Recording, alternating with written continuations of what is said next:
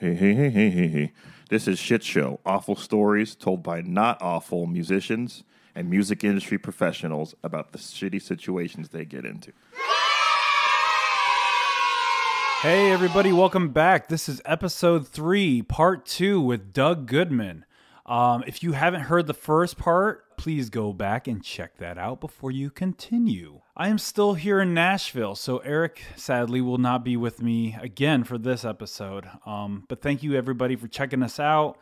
Please, please, please give us a like on Spotify. Tell your friends about us. And you know what? I'm going to stop talking. Let's get back into it. Here it is, Doug Goodman. Hit the music!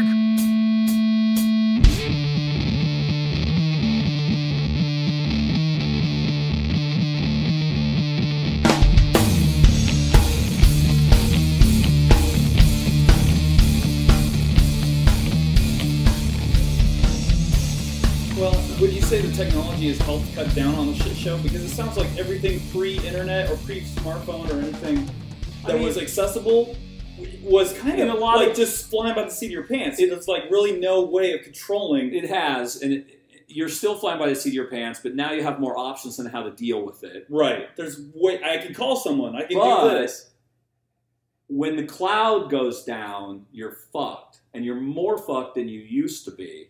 Because you, and I mean a generic you, don't know how to survive without it. Right, you've built yourself into I'm an old guy, so when I didn't even have my computer turned on this morning, I got a phone call about stuff, and they're like, you know, blah, blah, blah. I was like, my computer's not turned on. And they're like, what? I can turn my computer off. I tried to call you earlier. I know, my phone's off too. It's just like... People does you blow their mind. Yeah. Like, what the hell? You turn your phone and your computer off? Yeah, actually, okay, my phone's not technically turned off, but it is on silent, so I didn't know you called. And it's why I slept through your call. You know, slept through your call, it's 10:30. Yeah, well, I'd like to sleep. Fuck you. Yeah, fuck you. I gotta do what I want. Okay, so you caught me in the second lie. I wasn't really asleep, and I actually did see that the phone was ringing, and I saw that it was you. I just didn't feel like talking to anybody right then. Sorry. Yeah. Oh, wait, sorry. It's a third lie, because I'm not really sorry. I'm keep lying. I don't know why. I just hate it. About that. But that's the thing. I was on Warped Tour. I did Warped from 2000 to 2004, and there was this band. There was a punk rock band back in the early 2000s that had a piano. It wasn't Ben Folds 5. I don't know. It's a million. So they had a piano, and they were having problems. And the tour manager kid, who might have been in the band, but I think they were a little bit bigger enough that they had an actual tour manager. He's like freaking out, trying to get it all dealt with, and his phone was having issues. He came in to use like a landline in the production office, and blah, blah, blah. And an old accountant guy pokes his head out. It's like, you know, you need a hand? And he looks at me like I'm fucking out of my mind. Like, you know, dude, you can't possibly understand. He said this. He goes, you can't even understand what I'm dealing with right now. And I was like, okay, well, if you figure out that you need a hand, let me know. And I left. I went back into my little corner of the production tent. And it's a pretty ignorant thing to say to someone. But it's not really. He's freaking out. You're freaking out. You're dealing with something like, you know, drums, guitars. Everybody knows how to deal with drums, guitars. A piano on the Warped Tour. A MIDI keyboard. Nobody knows how to deal with that shit. Like an actual piano, not a keyboard. Oh. Like a piano. He's having piano issues with a piano. It's like, that's a rare thing. You know, virtually, right. You know, to a certain extent, you think no one's ever dealt with it, ever. And they haven't. You know, like fucking, you know. It's hard to move. The way of the Allman Brothers Band or, you know, whatever. But it's like most people that have a piano don't really have a piano. There's plenty of pianos on stages that when you open them up, it's like, oh, look, it's a keyboard and an empty piano shell. Well, 2, 3, 4 days goes by, and this kid comes back to, you know, whatever city we're in, and he's like, dude, I just want to apologize. And I have no idea who. I'm like, what? What are you talking about? And he's like, well, the other day when you tried to help when I was having problems with our piano. Or he's like, the other day you tried to help me. And I was like, sorry, I don't remember what you're talking. He's like, I'm the kid who was having the problems with the piano. Yeah. I was like, oh, yeah. I go, how'd that work out? He goes, oh, it ended up okay. He goes, dude, I didn't realize you worked for Ben Folds. And I was like, yeah, then, you know. Whatever you need. 563 shows with Ben Folds. Yeah, had a couple piano issues to deal with. He's like, dude, you could have solved our problem in like one call in like 2 minutes, right? And I was like, yeah. And he's like, I'll never treat anyone like I'll always, you know. But like you said, right. It's ignorant. He's like, next time somebody offers me help, I'm going to find out what help they can provide. Right. Before just like discarding him because, oh, you're an older person. But it's cool. It's cool that he in the heat of battle. I've done the same thing. We've blown people up. No, go away. Leave me alone. Let me figure this out. It's like, but then after the fact, it was cool of him. It was big of him to do to go. Oh wow, that was a mistake on my part, and to have the balls to come in and say something to me. Not that I care on any level, but it's nice to know, and he learned something, and he'll pass that on to somebody hopefully. Right. And in a certain extent, I just pass it on to you. Right. You could potentially have a situation at some point, and you're going to go, I'm good.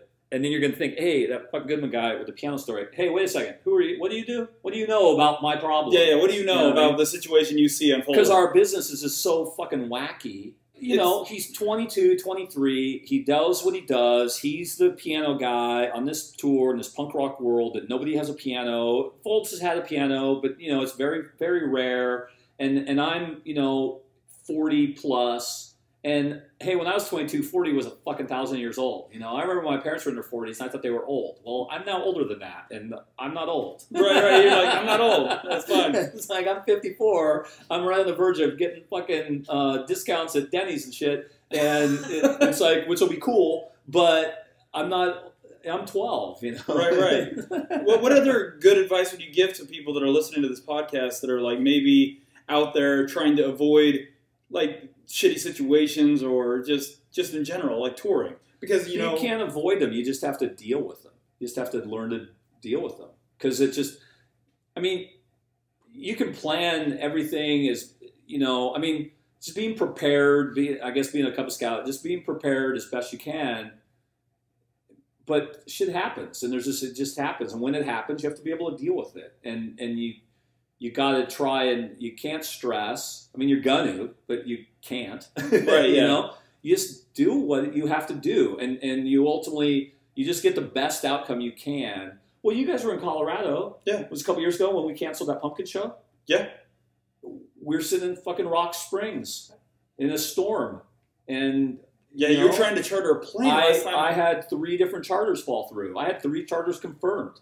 Right. But when you charter a plane, it's all, you know, like you're the charter guy. Hey, I need to charter a plane. Okay, cool. Let me make some calls. Okay, great. We've got this plane. It'll cost you, you know, $32,000. Okay, I'll take it. Okay, let me call and get owner approval, because that's the thing.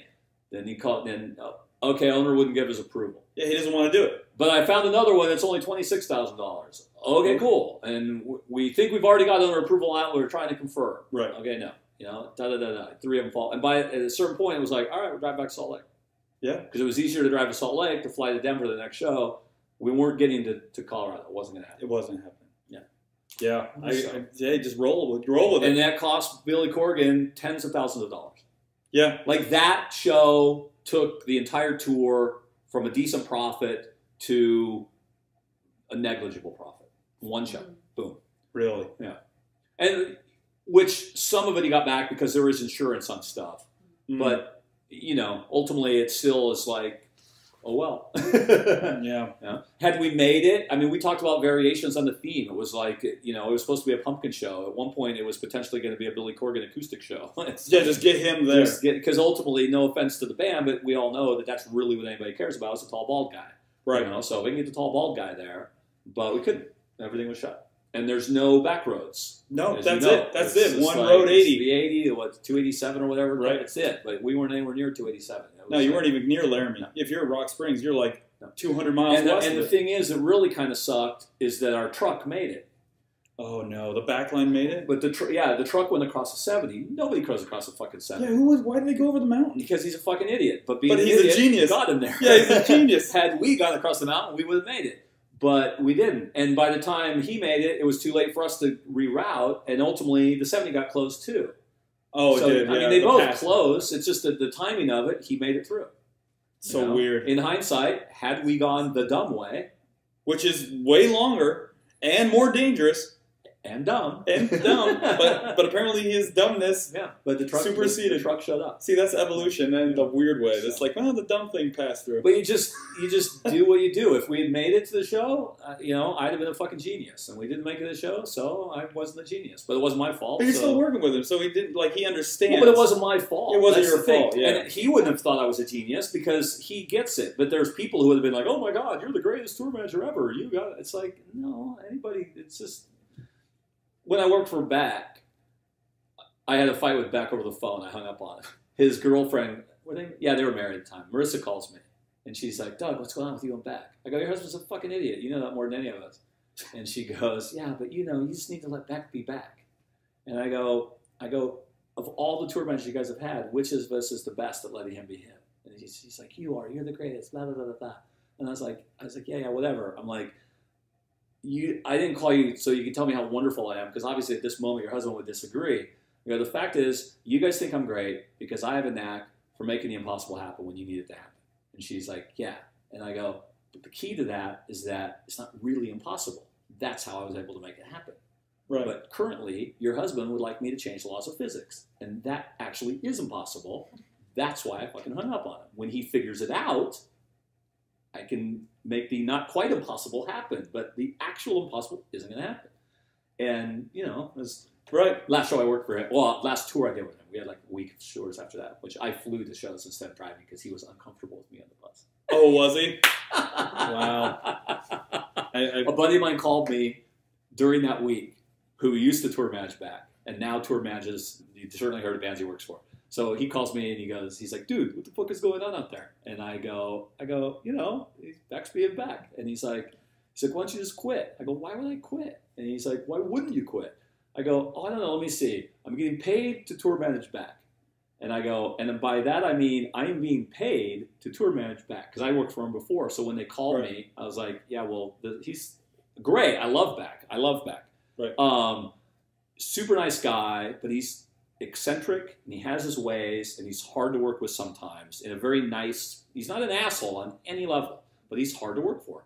And just because he wants certain things. He's weird and I'm fucking weird. So it works out okay. And all the issues he has, with fucking sugar allergies, what's that called? Anyway, he's got shit and all of that shit my wife has. So whenever he had an issue, I would just call my wife, and she would be like, "Oh, I have that," or "Oh, yeah," and she'd tell me what to do, and I was like, "Okay." So and that's what you do. I would do it. I would just follow my wife's instructions for every issue I had with Beck half the time. Right. So I'm flying to gig. I told my buddy, I go, I'm getting paid really well to tour manage Beck, and I haven't seen him in 3 days. His assistant is effectively the tour manager now. I'm effectively the tour accountant. The biggest arguments I have every day are with my own travel agent, who's mad at me that I fly myself in coach. She wants to fly me in business. You deserve to be in first class. I'm too cheap to fly myself in first class for a 45-minute flight. I don't want to pay $800 when I can get there for $79. It's like, no big deal. If we were flying to Brazil, yeah, I want to be in business. But, going from Chicago to Toronto, sit me in a fucking box somewhere. I don't give a shit. And I go, so I'm getting paid to tour manage him. I don't see him. It's not that I don't speak to him. I just don't see him to speak to. Mm-hmm. I'm flying to gigs on my own schedule. I'm currently sitting in a nice hotel room at the Ritz-Carlton eating room service food while they are probably approaching the border. It's like, what do I have to bitch about? And he's like, dude, that's brilliant. I wish I'd have thought of that. I'd still be working for him. Yeah. That's awesome. Man. Well, thank you, Doug. Thank you for letting me take over some of your time and just always a pleasure talking with you. There you have it, everybody. Doug Goodman. Man, I love that guy so much. He's such a good storyteller. Thanks again, everybody, for supporting us. Please check us out on Spotify, and please follow us on our Instagram at ShitShowPod and on Facebook at ShitShowPod. And until next time, guys, please, please, please don't be a shit show.